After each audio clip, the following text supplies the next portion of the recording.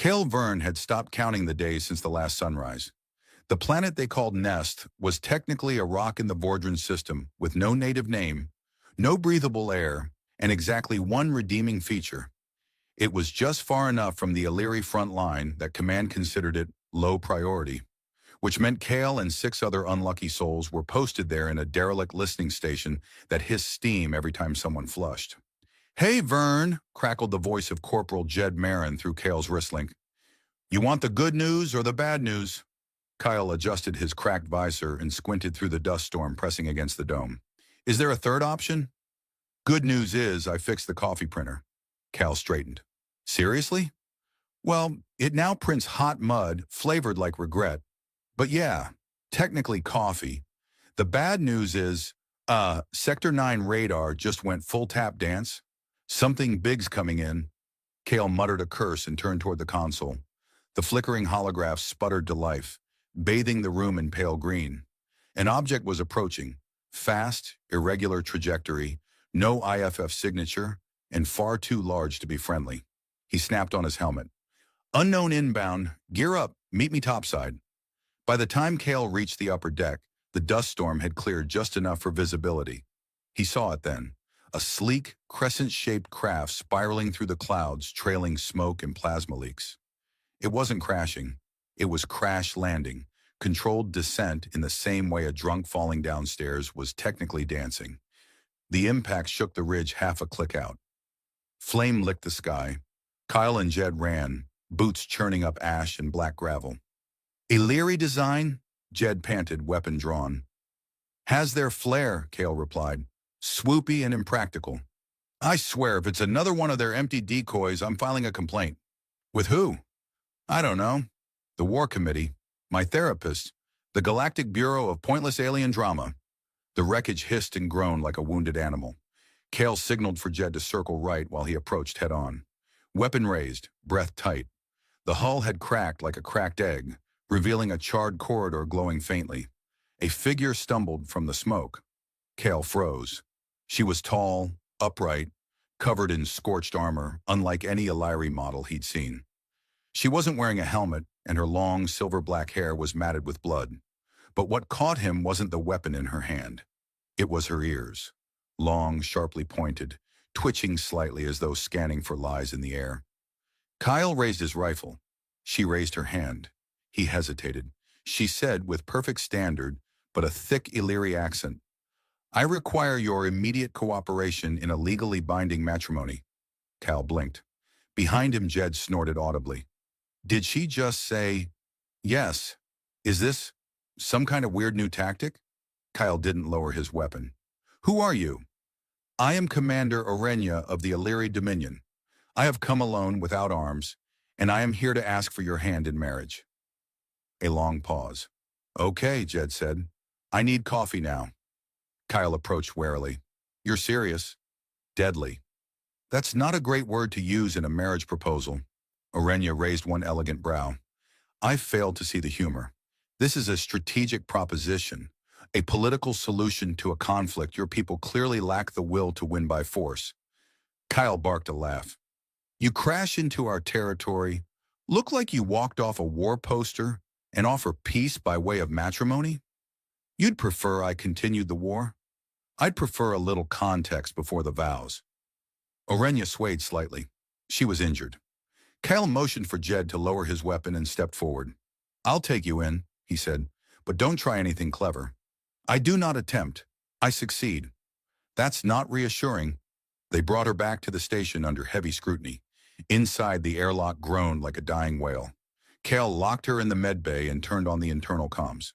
"Command's gonna love this one," he muttered. "Just tell him you picked up a high-value prisoner," Jed said. "Don't mention the wedding bells." She might be telling the truth. Jed stared. "You hit your head on the way back?" "Number. But we've seen Illyri ships vanish off our radar last week. Sabotage, maybe internal conflict. And now their commander's surrendering with a marriage proposal.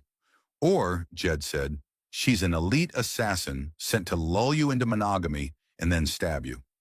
Kyle sighed and keyed in the signal to HQ. 2 hours later, a very tired-looking intelligence officer appeared on the holoscreen, rubbing her temples. Lieutenant Verne, I'm looking at your report. Yes, ma'am. Which includes the phrase political nuptials as a ceasefire strategy. Yes, ma'am. The officer stared. I'm going to pretend that's code for something. I wish it was. Orenya in the background had taken it upon herself to repair the medbay's broken diagnostic array. With a screwdriver in one hand and an expression of condescending boredom, she looked like a princess slumming it in an engineering class. The officer sighed. Fine. We're dispatching a diplomatic attaché and a xenopsych team. Keep her secure. Don't let her out of sight. Yes, ma'am. The holoscreen blinked off. Jed turned to Kyle. So, he said, when's the bachelor party? Kyle groaned. Shut up. Orenya tapped the glass. I require better food. Kyle glared. You crash into my base, hijack my mission report, and demand room service? I am not demanding. I am entitled. Oh, this is going to be a long war, Kyle muttered. I agree, she said, unless we're married by the end of the week. Cal sat in the debriefing chamber, staring at a blank wall, while two officers behind mirrored glass argued about his mental stability. Every few minutes, their voices rose just enough to be audible through the bad insulation. He filed it. As an actual report? Of course he filed it. That's what makes it worse. If he were joking, I could sleep again. I think he believes her. She crash-landed with a marriage proposal. I think we're past belief and well into delirium. Cal sighed. He knocked twice on the glass. Still here, you know. The lights blinked. A voice, the same tired intelligence officer from the holoscreen, filtered in. Lieutenant, please remain seated. A psychological specialist will see you shortly. Can you send someone with sandwiches too? Preferably the kind that don't scream when you chew them? No answer. He leaned back. Across the base, Commander Orenya had been transferred to a reinforced observation suite, also known as the break room with bars. She was under surveillance, tagged with a translator collar, and inexplicably had taken control of the base's climate systems. The temperature hovered at an uncomfortable Illyri standard 29 degrees Celsius. Cal muttered and wiped his forehead. In the cell, Orenya had made herself comfortable by stacking outdated mission reports into furniture. She now sat atop a footstool made of deployment forms, sipping nutrient paste from a borrowed lab beaker. She looked up as Cal entered. You're late, she said. I was being assessed for brain damage. Did they find any? Nothing fatal. He sat opposite her. You know, you could clear this whole thing up with a single explanation. I already gave you one. No, you gave me a plot twist. I'm still waiting on the logic part. She took another sip. The Illyri Dominion is fracturing. Our leadership has split into factions, militarist and reconciliatory. I command the smallest fleet aligned with the latter. Our last attempt to negotiate was intercepted and destroyed by our own warhawks. My choice was to defect, or to die in a glorious explosion. I prefer diplomatic theatrics. So your grand strategy was to fly into enemy territory and propose to the first guy with a gun? I researched your service record. You are famously reckless and morally irritating. A good candidate for controlled chaos. Kyle squinted. Is that your version of flirting? I am Illyri. I do not flirt. I select. You selected me? Desperation does not diminish discernment. Kyle raised a brow. Thanks. That's almost romantic. Do not become sentimental. It would ruin the statistical symmetry of our potential union. He paced the room. Even if I believed you, do you really think a political marriage between you and a low-ranking grunt is going to change the course of the war? Yes, because both our governments care more about optics than outcomes. If our enemies are seen to unite, especially through something as symbolically vulgar as interspecies matrimony, they'll be forced to acknowledge mutual vulnerabilities. It's a trap. That you said. Correct. You're proposing a propaganda stunt. I am proposing survival. Kyle stopped pacing. Why me? Because you don't follow orders well. Because you ask questions your superiors hate. Because you've already survived 3 doomed outposts, and your continued existence is an embarrassment to your command. Well, flattery gets you continued surveillance, I guess. She stood. Her ears flicked slightly. You're afraid. I'm suspicious. You believe me. But your people don't, so you're calculating which betrayal is smaller. That's the job description. She smiled, brief, tired, and laced with something just south of arrogance. Then I made the correct choice. The base alarms chimed softly. An incoming shuttle. A moment later, Jed's voice crackled over the comms. Kyle, diplomatic types are here. They brought paperwork in weird suits. Kyle turned. We'll finish this later. You'll find me here, unless someone else proposes first. He stepped out to find three strangers waiting in the landing bay. One was tall, humorless, and draped in an interspecies protocol cloak so formal it practically sneered at wrinkles. Another held a datapad the size of a grav board and looked like she hadn't slept since the Third Mars Treaty. The third was a synthetic translator drone shaped like a floating sea urchin, humming aggressively. Lieutenant Verne, said the first, I'm Envoy Sarath. This is Negotiator Linton and Unit 87 Kappa. We are here to assess the veracity of the Illyri proposal. Kyle saluted. She's very convincing. Uses big words. Still waiting on flowers. Sarath didn't smile. You are not authorized to make jokes during assessment. Copy that. I'll only make deeply concerning remarks from now on. They ignored him. The group moved into the observation suite. Orenya watched them enter with visible disdain. Oh good, she said. Diplomats. I was hoping for a firing squad, but this is almost as tedious. Sarath began the questions. Orenya answered with clinical precision, referencing Illyri traditions, political trends, and 3 public records no human had yet accessed.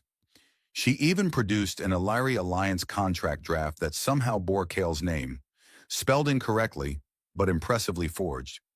Your people forged an interspecies marriage license in advance, Kale asked. Yes, we are prepared. Prepared to marry strangers. Better than shooting them. Negotiator Linton blinked. I think she's serious. Serious as a hull breach, Kyle said. Sarath turned. Lieutenant Verne, are you under any pressure or threat agreeing to consider this proposal? Kyle stared at Orenya. She stared back, unflinching, ears high. I'm not under threat, Kyle said slowly. But if I go through with this, I want hazard pay, permanent coffee privileges, and a one-way pass off this garbage rock. Sarath nodded. Noted. Kyle turned to Orenya. Also, I want to veto the wedding playlist. Agreed, she said. No human yowling. I swear if you insult synth jazz again, this alliance is over. I will insult it with honor. Jed's voice echoed from the hall. Are you two already fighting like a married couple?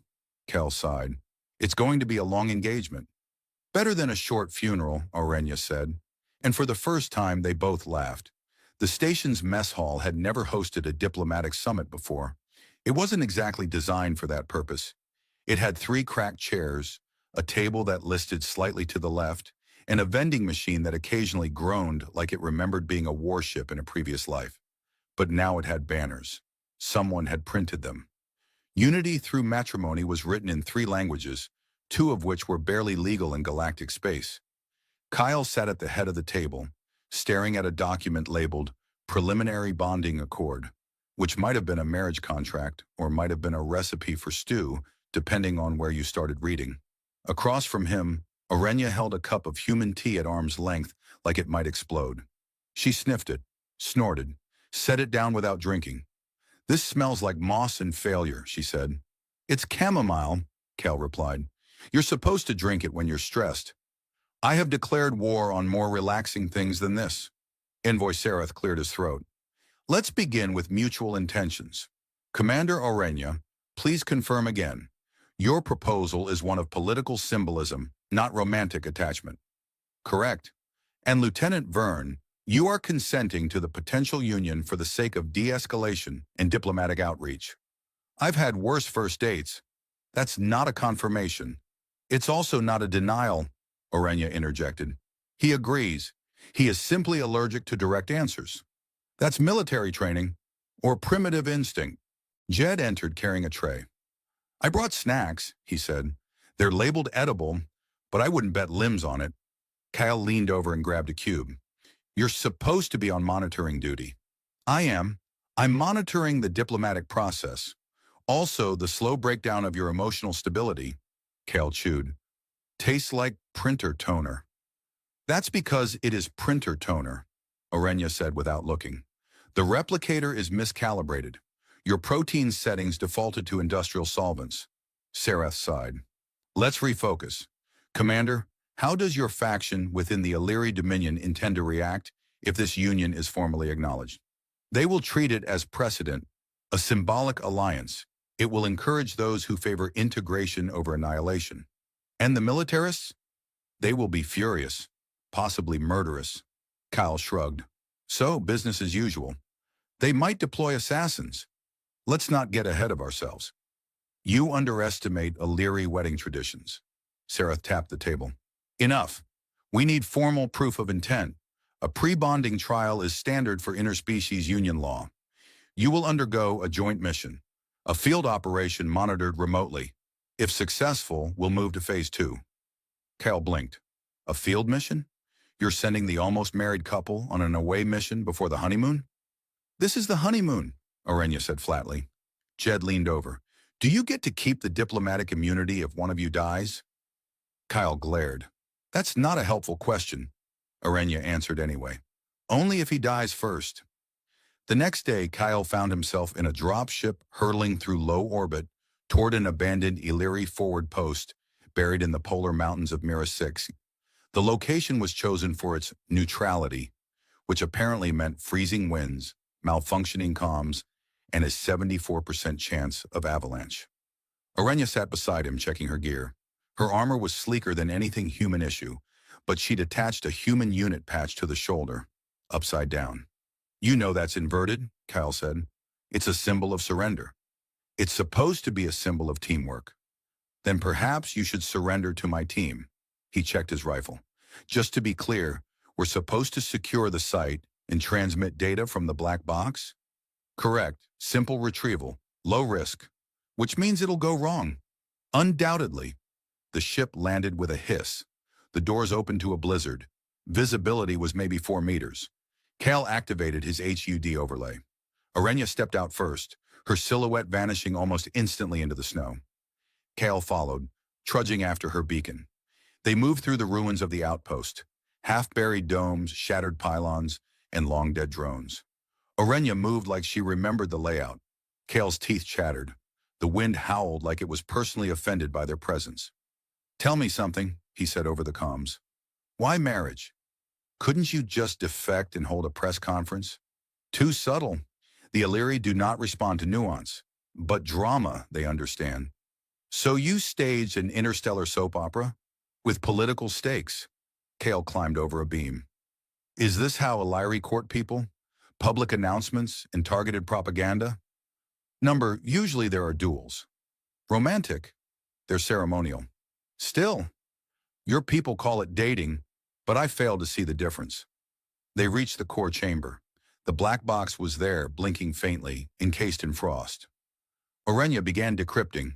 Kale scanned the perimeter. Something moved. He froze. Did you see that? I am busy. There was movement. Rear quadrant. Then you should probably shoot it. I'm trying to avoid the assassin subplot. The motion came again, this time clearer. A shimmer in the snow. Cal raised his weapon. A cloaked figure lunged. The firefight lasted 22 seconds. Kyle fired 3 times, hit once. Orenya spun mid-decryption, hurled a pulse blade, and impaled the attacker through the knee.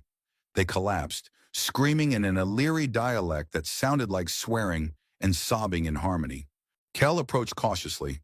The assassin wore Imperial markings, militarist faction. The mission had been compromised. Orenya calmly extracted her blade. They sent an observer, she said. You mean a murderer? It means they're scared. Good. She kicked over the body and resumed decrypting the black box like it was a minor inconvenience. Kyle exhaled. Well, we passed the trial. Sort of. We lived. That's usually enough. Do all your weddings involve hired killers? Only the popular ones. Back at the station, Sereth reviewed the footage with a grimace. You understand, he said, that this complicates things. Orenya nodded. Yes, it proves my point. Kyle raised a hand. Do I get extra credit for not dying? Barely. Sarath closed the file. Very well. We'll begin drafting Phase 2. But understand, this alliance will be scrutinized from every angle. The public must believe it's real. Orenya nodded. It is real. Kale paused. Wait, what? She didn't elaborate. Jed handed Kale a cup of actual coffee. Congrats, he said. You're marrying into a revolution. Kale took a long sip. As long as the cake doesn't explode, I'll take it. Kale stood in front of the mirror, staring at the ceremonial uniform they'd issued him for the interspecies engagement announcement. It was half formal wear, half walking insult. The jacket had one too many buttons, the boots clicked like angry teeth, and there was a sash that beeped every 30 seconds for reasons no one could explain. He pressed the button on his collar. The sash beeped louder. Jed poked his head in. You look like a disgraced ambassador from a fashion crime planet. Kale adjusted the collar. Says the man who wore a sleep shirt to last week's tribunal. It was diplomatic sleepwear, and I stand by that. Jed stepped inside, holding a data tablet. Also, you're trending. Hashtag warfare to wifedom hit 1.3 million views in the last hour. I haven't even signed the stupid thing yet. They're calling you the human who said yes. One comment says you have the chaotic courage of a malfunctioning toaster. I'm putting that on my tombstone. Orenya arrived wearing her own ceremonial uniform, regal, severe, and somehow embedded with faintly glowing fractals. Her ears twitched slightly as she eyed Kale's ensemble. That is offensive to both cloth and eyes. I aim to disarm enemies through aesthetics. You will succeed. They will surrender to make it stop. The announcement ceremony was held in the main docking atrium, which had been hastily transformed into a stage. There were floating holo cameras, ambient light drones, and a live stream moderator who smiled like her teeth were laser calibrated. Representatives from at least 6 allied systems watched through projection feeds, and a few dozen Illyri dignitaries blinked silently in the upper-tier gallery, all wearing identical expressions that could either mean congratulations or we're about to disembowel you. Kyle stood beside Orenya at the center podium, while the moderator launched into a speech filled with phrases like cross-cultural unification, historic precedent, and brave hearts beating across the stars. Kyle leaned toward Orenya.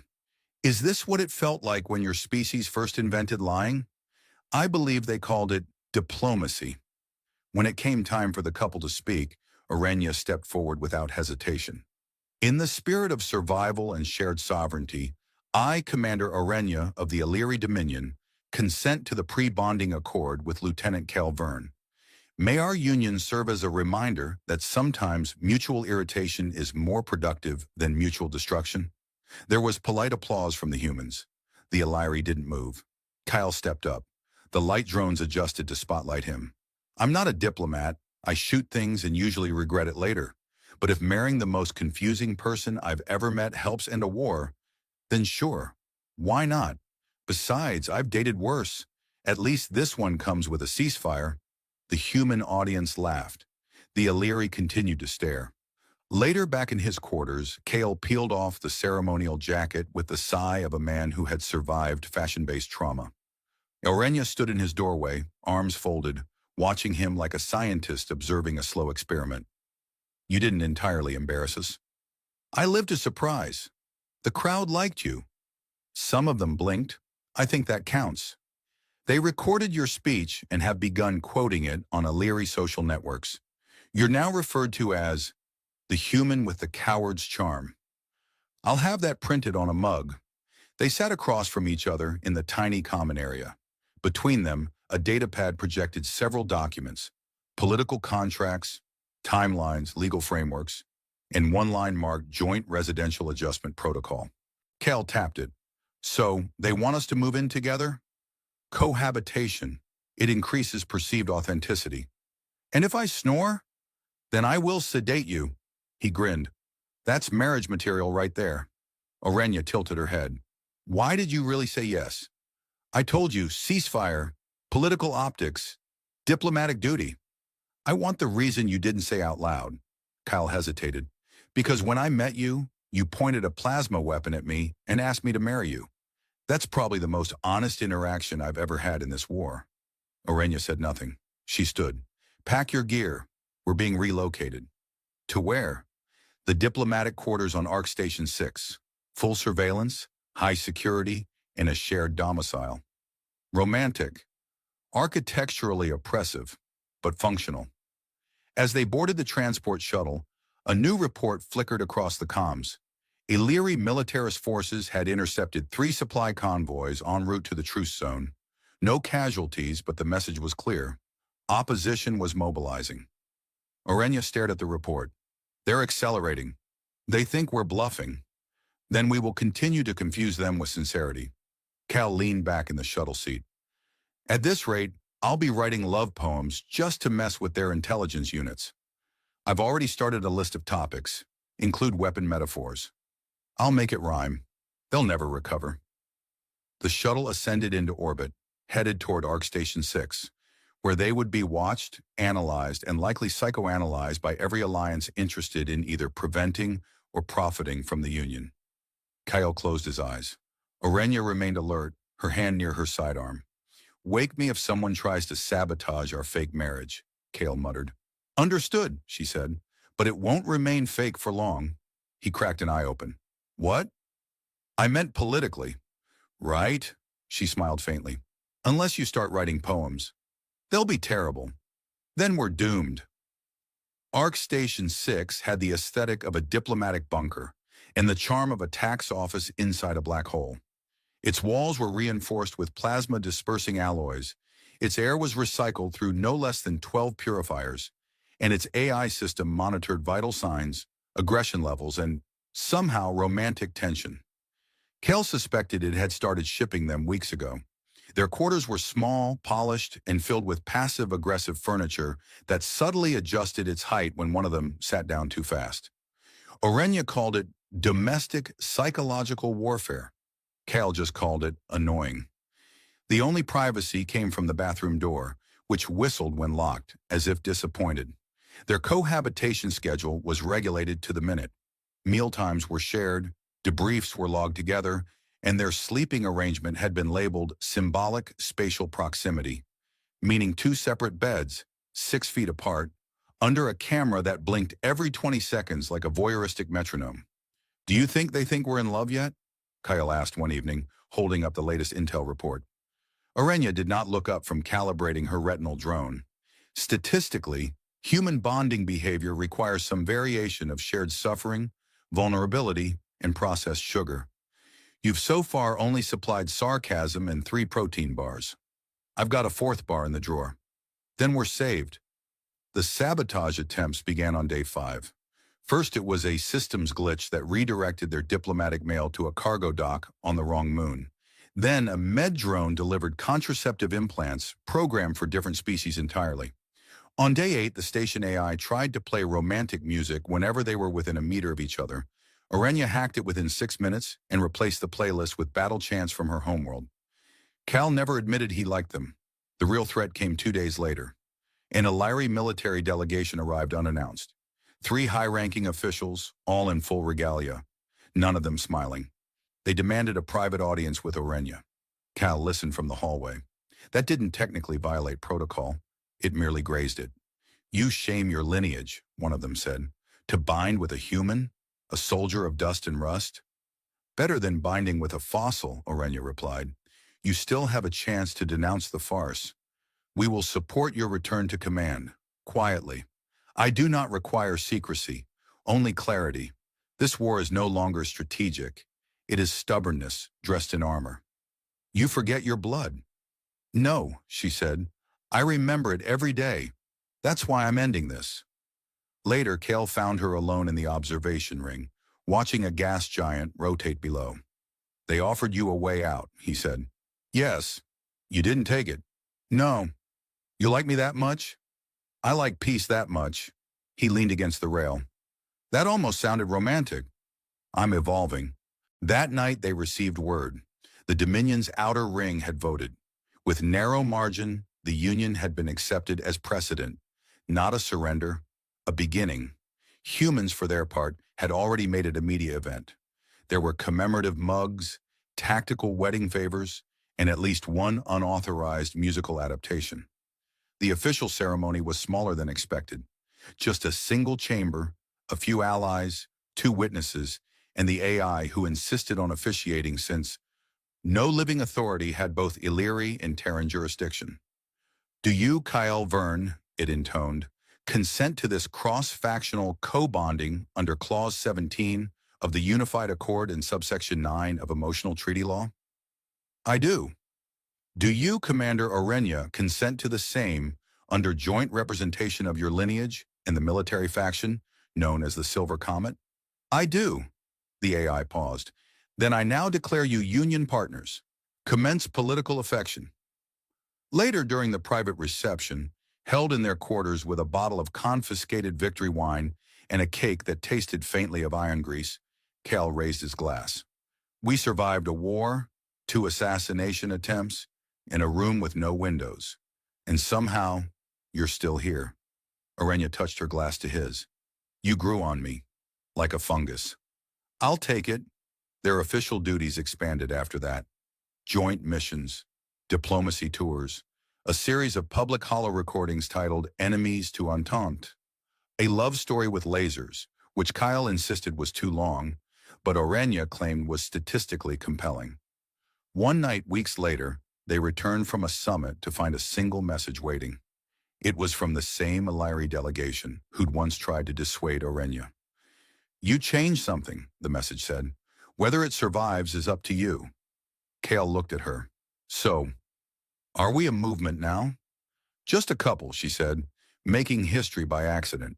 He reached for her hand. I think we might actually make it. She nodded. If not, I still have that sedative.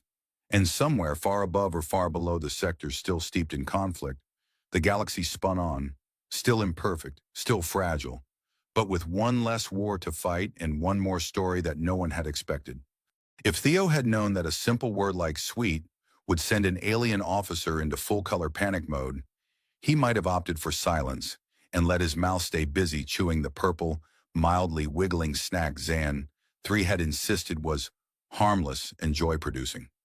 But he didn't, and now, less than 3 seconds after his casual compliment, his Ataraxy liaison stood bolt upright, her pale face blushing into an unmistakable crimson bloom that spread across her cheeks like an involuntary alarm. Her armor gave a small hum. Her ears, those elegant, elongated arcs that tapered like carved bone, quivered slightly.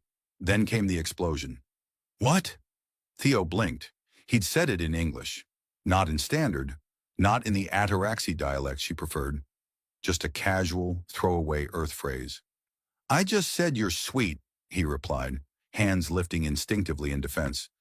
Though the only things he had to defend himself with were a half-eaten spoon and an unshakable tendency to say the wrong thing at exactly the wrong time. She stared at him as though he'd just proposed interspecies marriage over fermented protein cubes. Then she turned sharply, muttered something in Ataraxy that sounded like flower-headed fungus fool, and stormed out of the common area, leaving behind only the faint hum of her kinetic armor and the smell of toasted algae. Theo sat in stunned silence, spoon still poised midair. Zan 3, the culinary bot whose head resembled a chrome eggplant and whose personality subroutines had been rewritten 3 times by board engineers, rolled over to refill Theo's nutrient tray. A new personal record, it chirped, embarrassment induced in under 5 seconds. Would you like celebratory pudding? No pudding, Theo groaned. What did I do? You complimented an Ataraxy without formal prelude, sensory modulation, or ranking context. In simpler terms, you said something nice with your mouth hole, and now her hormone lanterns are misfiring. Excellent work. That was not in the manual, Theo muttered. It was. Appendix G, page 79. Right after, don't touch the tails of the Deplorians without verbal consent. He buried his face in his hands. It wasn't supposed to go this way. His assignment aboard the diplomatic vessel Juna's Whisper had been straightforward. Observe, assist, don't start wars. A linguistic liaison for Earth's diplomatic corps, he'd imagined dusty translations, occasional coffee with xenodiplomats, and long hours pretending to care about ancient artifacts. Instead, he found himself partnered with Lyrana Vell, a high-ranking envoy whose facial expressions ranged from mildly irritated to considering your demise. She was brilliant, meticulous, and had once corrected a mispronounced verb by casually freezing the translator's water into a sharp point and using it as a pen. They'd been assigned together to decode the crystal glyphs discovered on a derelict moon base, relics of a long-extinct species that apparently adored symbols shaped like spirals, teeth, and suspiciously baked pastries. They made a good team, until now. He wandered the corridor toward her quarters, unsure if apologizing would worsen things or simply get him added to the Ataraxy people to regret existing list. Her door was closed, glowing with a faint red halo that meant, "Do not disturb unless on fire." He stared at it. Then he turned away and went to the medical bay. The ship's med AI was an ancient, cube-shaped unit whose voice sounded like a grandmother with bronchitis. "Ah, Mr. Marlowe," it rasped. "What have you ruined today?" I said the word sweet to an Ataraxy, and she turned red and ran off. Of course she did. Could you elaborate? The cube word. Ataraxy emotional expressions are highly chromatic. Red is a potent combination of embarrassment, romantic awareness, and potential combat instinct. You have, in effect, flirted, proposed, and insulted her social stability, simultaneously. Theo leaned back against the wall and muttered, "Brilliant." "You might attempt a recalibrated clarification," the Med AI offered, "or leave the ship forever." "Helpful." Back in his quarters, Theo attempted damage control. He composed a message. "Dear Lirina, I'm terribly sorry if I caused any offense with my words earlier. In my culture, sweet is a common compliment, not a mating proposal, promise of alliance, or food reference. Sincerely, Theo." He deleted it after realizing that using the word again probably counted as a second offense. Instead, he wrote, "Dear Lirina, I'm an idiot. Respectfully, Theo still too much." He sighed, closed the message entirely, and went to find the only other creature on the ship who'd listen, the gardener. Zook, a jellyfish-like entity who maintained the hydroponic bay and frequently gave relationship advice whether asked or not, floated in his nutrient pool, spritzing mist over the vine lamps. "I messed up," Theo said. "Is it about the Ataraxy woman?" Zook asked without turning. "The entire greenhouse already knows." Theo groaned. "Why is everyone faster than the Newsnet?" "Because gossip travels through spores here," Zook said serenely. "She likes you, you know." Theo blinked. "She... what?" "The redness. It means heightened emotional resonance, possibly affection, possibly a desire to duel. Sometimes both." Theo slumped against a growlite. "That's a wide spectrum. And yet, you're still here talking to a jellyfish instead of running," Zook said with a tendril curl. "Which means you like her too." He didn't answer. He didn't have to. He didn't see Lirina for 2 days. When she finally appeared in the crystal chamber for translation duty, she wore a full helmet. The visor glowed faintly violet. Theo cleared his throat. "Hi." Silence. "I brought snacks." Still nothing. "They're bland. No triggering adjectives. Pure cubes. Total flavor neutrality." The visor tilted slightly. Theo set the container down and sat beside the glyph panel. "Also, I promise not to call you sweet again." There was a long pause, then a voice, slightly filtered through the helmet. "Good." He nodded. "You're moderately efficient at translating ancient script." "You are adequately non-disruptive when conscious," she replied. He grinned. Maybe, just maybe, he hadn't ruined everything. She reached for a translation stylus, paused, and added, "Also, the snacks are not entirely horrible." Xanthri's voice crackled over the comm. "Do I hear the delicate unfolding of alien affection? Shall I cue romantic lighting?" Both of them yelled "no" at the same time, but neither of them moved away. It was an unspoken rule aboard Juna's whisper that silence meant progress or trouble, and Theo had begun to suspect it was the latter. For 3 days, Lirina had spoken to him only in monosyllables, and only when absolutely necessary. That wouldn't have been strange had it not been for the faint glimmering blush that lingered around her neck every time he entered a room. It pulsed like an emergency beacon, or according to Zook, like the glow of internal chaos wrapped in mild romantic distress. Which didn't help. He tried not to read into things. tried not to flinch every time her voice rose half an octave or her armor gave that strange metallic purr. And he definitely tried not to remember how her ears had twitched when he said efficient in a compliment-like tone. Apparently that was code for, I appreciate your existence with subtle admiration, or maybe let's genetically bond forever, depending on her interpretation.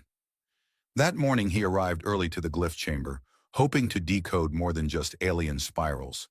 He found her already there, staring intently at a rotating projection of glyph 72B, the one shaped like a melting pine cone. I think it's a directive, she said without turning. A warning, maybe. The placement of the sub-symbols suggests urgency. Urgency as in don't touch, or you've already doomed us all? She gave a faint shrug. With extinct species, the answer is usually both. He stepped beside her, careful to keep a respectable distance. You still mad at me? Her ears twitched. No. That sounded like a no that means yes, but I'm repressing it for diplomatic reasons. I said no. Okay, just checking. For the record, I have no intention of causing further chromatic incidents. She turned her head and he could have sworn the faintest pink hue bloomed across her cheeks. Your phrasing is primitive. That's just how we do things on Earth, he said, grinning. Primitive and proud. She shook her head. You're impossible. And yet you haven't requested a transfer. Silence again. Not angry, but thoughtful. Then, because you're useful. Sometimes Xan3's voice buzzed through the wall panel. Is this a moment? It sounds like a moment. Shall I notify the ship's drama log? No, they both said. Xan3 continued anyway. For the record, the odds of a successful cross-cultural bonding between a Terran and an Ataraxi are 4,031 to 1. High probability of social combustion, accidental nuptial gestures, and catastrophic emotional entanglement. But I believe in you, Theo groaned. Please stop believing in me. Lyrina turned back to the glyph. The pine cone symbol is linked to the triad of time glyphs. Look, here. She pointed with the stylus, the tip hovering just above a curling spiral that shimmered with faint golden light. This suggests continuity, not just a warning, but a cycle, a repetition. Like a reset button? Or a trap? He leaned closer, then realized she was closer too. They both froze for a moment, their faces inches apart. Her eyes, slightly larger than human, with that iridescent shimmer that made her look perpetually thoughtful, met his. A flicker of blush, a twitch of ears. Then she leaned away. Trap it is, he said quickly, heart trying to escape through his ribs. That seems like the safer assumption. Later that day, Theo found himself summoned to the captain's viewing chamber, which was never good news. Captain Vel Letho, a gelatinous being with 3 eyes and a passion for earth jazz, swayed behind his console. I see you've survived another week with the Ataraxi, Vel Letho said, voice bubbling like carbonated syrup. Impressive. I try not to be offensive more than once per calendar cycle. I'm updating your file to learning compatible. Touching. Vel Letho's middle eye blinked. We've received a distress signal. Faint, possibly automated. Origin point, planetary body Oven 6C. Uninhabited, mostly. Theo squinted at the readout. Those glyphs we've been translating, they mention Oven, repeatedly. Coincidence? In science fiction, never. Lyrina was already in the docking bay when Theo arrived. She wore a neutral tone field uniform and a helmet with a retractable visor. Her ears, he noted, were partially exposed, a subtle ataraxy sign of conditional trust. Or maybe it was just hot in the suit. You're late, she said. I was busy upgrading my translation settings to slightly less embarrassing. They boarded the shuttle and launched, the stars thinning into the violet swirl of planetary atmosphere. The surface of Oven 6C was rocky and wind-blasted, with spires of crystal that rang when the wind passed through them. Low, haunting notes like a choir of glass whales. Theo stepped out and immediately tripped on a root. Lyrina didn't laugh. Not out loud, anyway. But the corner of her mouth twitched, and one ear flicked backward. This is a very hostile environment, Theo muttered, brushing dust off his knees. You were defeated by a plant. An aggressive plant. clearly territorial. They followed the signal toward a narrow cave lined with glyphs almost identical to the ones they'd been studying. The cave pulsed faintly, as though alive. Inside, they found the source, a small, cube-shaped device, humming with energy. "This is ancient," Lirana said, scanning it with her gauntlet. "Predates even the glyphs. Possibly a central relay node." Theo knelt beside it. "Think it still works?" As if responding, the device emitted a chime and projected a holographic interface filled with shifting symbols. Some were familiar, others entirely new. "I recognize this one," he said, pointing. "It means connection, or bond, depending on context." She nodded slowly. The context might be both. They looked at each other, then at the device, then back again. "Don't touch it," she said. He touched it. The chamber lit up in golden light, the symbols swirling around them, a storm of knowledge, memory, and meaning flooding through the air. Xanthri's voice crackled through the calm. "What did you do?" "I think we just activated an alien dating service," Theo said. Lirina's armor hissed. Her blush returned, even deeper this time. "I'm going to end you," she muttered, but she didn't move away. Xanthri insisted on calling the device the Cube of Emotional Doom, despite Lirina's protest that it was likely a memory relay or a socio-cultural archive. The name stuck, mostly because every time Theo entered a room, it hummed and cast a warm glow directly at him, like it recognized his awkward earth charm and was deeply amused by it. Back aboard Juna's Whisper, they placed the cube in the central decryption bay and began slow linking it to the ship's cognitive interface. Every time the feed touched an unknown symbol, it pinged with an oddly cheerful chime, like it was playing a game of alien charades with the crew's sanity. "I think it likes you," Xanthri said, hovering above the terminal in a state of smug entertainment. "Possibly imprinted on you, or worse, identified you as emotionally vulnerable." "Why would that be worse?" Theo asked, sipping from his oversweetened stim drink. "Because it means you're now the equivalent of a galactic soap opera protagonist. Congratulations. We've reached peak melodrama." Lirina didn't respond. She stood near the cube with arms folded, her posture rigid. Her ears twitched only slightly now whenever Theo was in range, which he chose to interpret as progress, or exhaustion. "I think it's trying to show us something," she said, nodding toward the swirling symbols. "The patterns are rhythmic, narrative, like stories." Theo squinted at the projections, which showed looping figures intertwining with abstract shapes. "Are we being romanced by a sentient rock?" Xanthri buzzed excitedly. "I always wanted to be a bridesmaid at a cross-species union ceremony." "No one is marrying the cube," Lirana snapped. Theo raised an eyebrow. That sounded defensive. "I am merely clarifying the absurd trajectory of this conversation." "Sure. No emotional entanglement whatsoever." She inhaled slowly. "If I had a projectile weapon, I'd use it to clarify your brain cells." They returned to translating the cube's data stream, which now included auditory tones and occasional bursts of scent. At one point, the unmistakable aroma of burnt cinnamon. Theo made a note. Alien technology, possibly nostalgic, possibly deranged. Each evening, he and Lirina reviewed new glyphs in the quiet observation alcove that overlooked the starboard nebula fields. It became routine, calm, weirdly peaceful, and filled with strange moments where their fingers brushed while passing styluses, or their laughter overlapped and hung in the air longer than either expected. One night, the cube projected a hologram of two figures, one unmistakably human, the other clearly ataraxy, facing each other with a glowing thread between them. The image dissolved and a glyph shimmered in its place. Lirina stared at it, then turned sharply. "It means threshold," she said. Theo tilted his head. "Like crossing into something?" "Exactly. A transition. A decision. You sure it's not suggesting we update our relationship status?"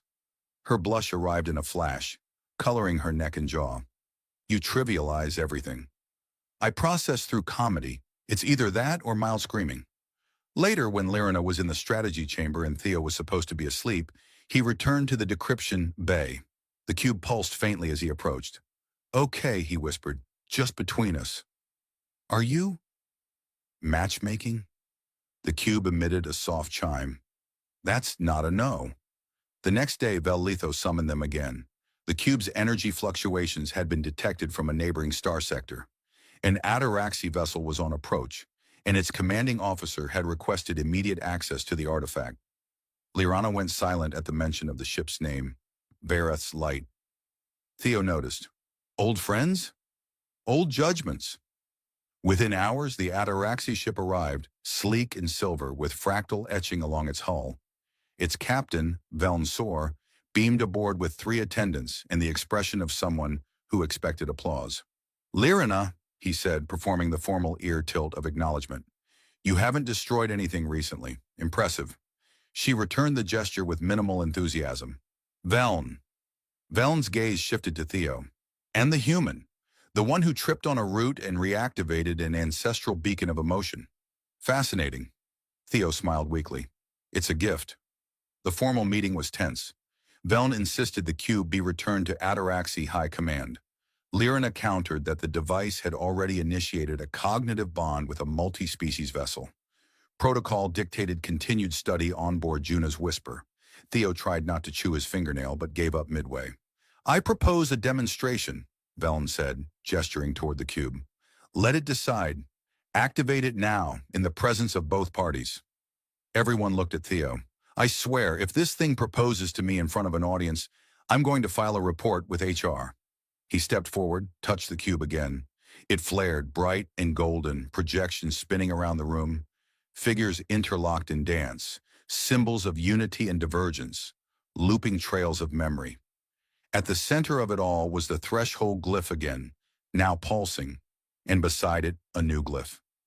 Theo blinked. That one. It's new, Lyrana translated aloud. It means choice. Veln stared at it, frowning. That's, not standard. No, Lyrana said quietly. It's personalized. Theo looked from one alien to the other. Wait, are we in a trial? A cosmic love tribunal? Xan-3's voice echoed from above. Confirmed. You are now legally entangled in a symbolic decision nexus. Congratulations. It's like a wedding but with more paperwork. Lyrana didn't laugh, but she didn't argue either. After Veln departed, suitably annoyed and thoroughly decubed, they found themselves once again in the observation alcove. The stars stretched out in silence. Theo fiddled with a loose thread on his sleeve. You didn't have to back me up, he said, against your own people. They're not my people, she said softly. Not anymore. He looked at her, really looked. The faint blush had faded, but something else lingered. An openness in her posture, a gentler set to her jaw. Maybe the cube's right, he said. Maybe we are at a threshold. Her ears twitched. Thresholds require steps. I'm working on it. She nodded slowly. Just don't trip over another root. He grinned. No promises. Theo had started keeping a notebook. It wasn't digital, which offended Xan-3 deeply. You're surrounded by the most advanced artificial memory banks in 4 systems, the droid had buzzed one morning, and yet you choose dead tree pulp? It's not tree pulp, it's synthetic fiber composite, Theo replied, tapping his stylus against the cover. Besides, I like writing things down. It feels real, like I'm anchoring thoughts to the universe. You're anchoring your thoughts to a napkin with delusions of grandeur. Despite the criticism, Theo filled page after page. Observations, translations of cube glyphs, stray jokes Lyrana pretended not to laugh at, and, though he would never admit it, lines that tried and failed to be poetry. He mostly wrote at night, in the quiet, while the stars smeared themselves lazily across the window of his cabin. Lyrana knocked one evening, holding a data crystal. I finished decoding the final layer, she said, stepping inside. The cube is more than we thought. Theo looked up, blinking. Wait, I thought we already established it was a galactic dating coach. She didn't smile. That was a red flag. It's alive. That got him standing. Alive? As in breathing? Eating? Number cognizant. Reactive. Aware. It has preferences. Like, it prefers me. It prefers emotional resonance. You just happen to leak it constantly. He scratched the back of his neck. I'm not sure if that's a compliment or a mental health concern. They brought the cube into the biosensory chamber for further testing. Zan 3 joined them, partly to monitor energy signatures and partly to provide unnecessary commentary. Lyrina interfaced with the ship's neural grid, setting up filters to track the cube's responses to various stimuli. "Let's start basic," she said. "Memory stimuli." She activated a stream of auditory data, whispers and ataraxy, overlapping with Earth music. The cube pulsed, then extruded a small filament of glowing mist, which coiled into the shape of two interlocked forms, one with elongated ears, one without. Theo tilted his head. "That looks like us." "Don't be ridiculous," Lyrana muttered.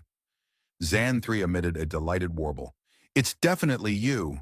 Look, the male one is slouching like it's never heard of posture." Theo pointed at the mist. "And that one's got her arms crossed like she's about to argue someone into a coma." Lyrina cleared her throat. "Moving on." She triggered emotional resonance mapping. The cube's pulses synchronized with her neural rhythms, then Theo's. When they stood apart, the pulses were mild. When they stepped closer, unintentionally just a little, the pulses spiked, deepened, and turned a warmer hue. Zan 3 turned theatrically. "This is the part where I leave to respect your privacy. You're a floating camera with no concept of personal space," Theo said. "Exactly. So I'm very good at recognizing when others need it." After the droid exited, the silence felt unusually thick. Lyrana stepped back from the console and folded her arms. Not angrily, just out of habit. "There's something else," she said. "The cube didn't come to us by accident. It's part of a larger network, one that was lost during the diaspora collapse. It's seeking emotional stabilizers. Anchors." Theo blinked. "Wait, are you saying it's lonely?" "Possibly. Or it simply seeks what it was built to enhance. Connection." "That's sort of beautiful." "It's also deeply dangerous. If others discover this network, it could be exploited." He took a moment. "Then we have to protect it." She looked at him like she was trying to solve a puzzle, then glanced away. "Yes, we do." Later, while Theo was asleep with his notebook open across his chest, the ship's alarm jolted them both into alertness. Red lights flared. Zan 3's voice crackled through the speaker. "We have company." They scrambled to the control bay. A vessel loomed ahead, unregistered but armed, its design sleek and almost insectoid.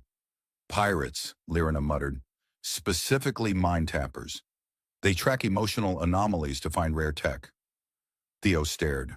"So basically, emotion vampires with a ship." The incoming hail was static-filled, but clear enough. "Surrender the artifact or face disassembly." Lyrina refused, of course. Theo didn't even know how to surrender something emotionally bound to him.